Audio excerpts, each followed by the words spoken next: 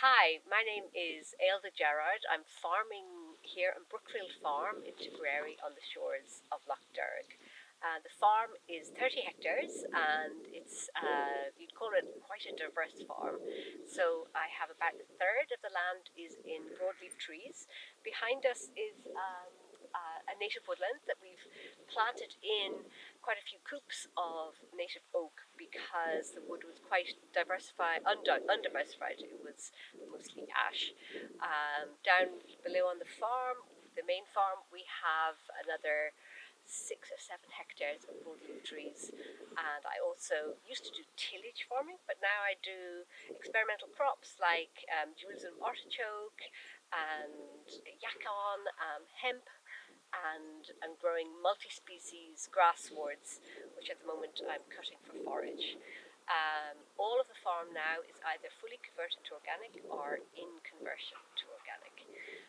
I also keep bees as part of my livestock, and with the beeswax, I make beeswax candles, which are a craft business. I also research agriculture and teach as well in local agricultural college, and also I teach abroad as well. So my motivation for farming, the way I do, which is a diverse number of different enterprises with livestock and crops and trees and craft and teaching, I also farm organically. And for me, that is a really important way of producing food, because organic farming doesn't use pesticides, doesn't use artificial fertilizers, uses the natural sources of fertility in the land, and is proven to be much more friendly towards biodiversity and nature. And I think if we can produce food in this way, then we should be producing in this way, cutting out inputs and giving, in the end, everybody a better life, both the people who are eating the organic food and also farmers who are not being exposed to harmful chemicals, and the animals as well, because there's stricter welfare rules in organic, and all of that makes me more confident about organic as a method of food production. So the way I farm here in Brookfield has a number of benefits that I feel, and obviously some challenges as well. The benefits are that it's a number of different enterprises, so that if one doesn't work out so well one year, which is what happens with farming, that another enterprise can fill the gap.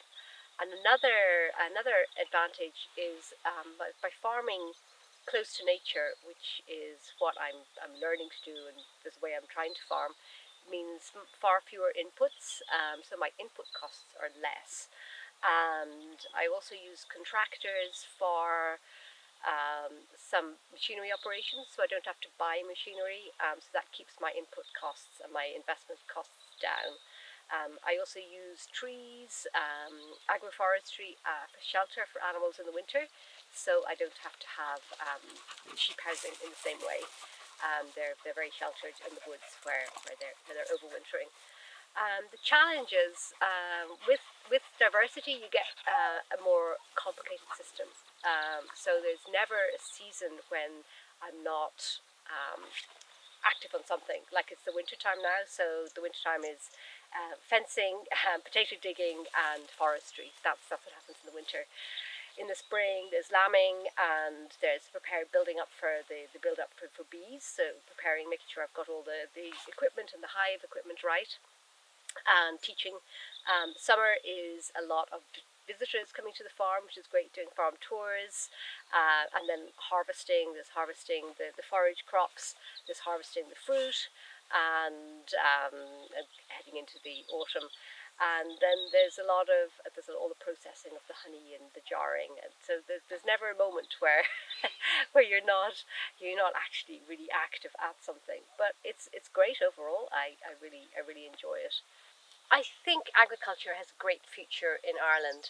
I think that there is a huge opportunity for new entrants, because new entrants to farming bring a whole range of other skills and other viewpoints, and there's a huge opportunity for people to grow high-value salads, to grow organic vegetables, to grow all sorts of new crops and old crops and sell them directly to consumers. I've been working on this for a number of years now, and I think it works really well as a method of agriculture to be diverse and to sell whatever you produce directly to consumers rather than through a middleman. And I think there's like a huge future for that in Ireland.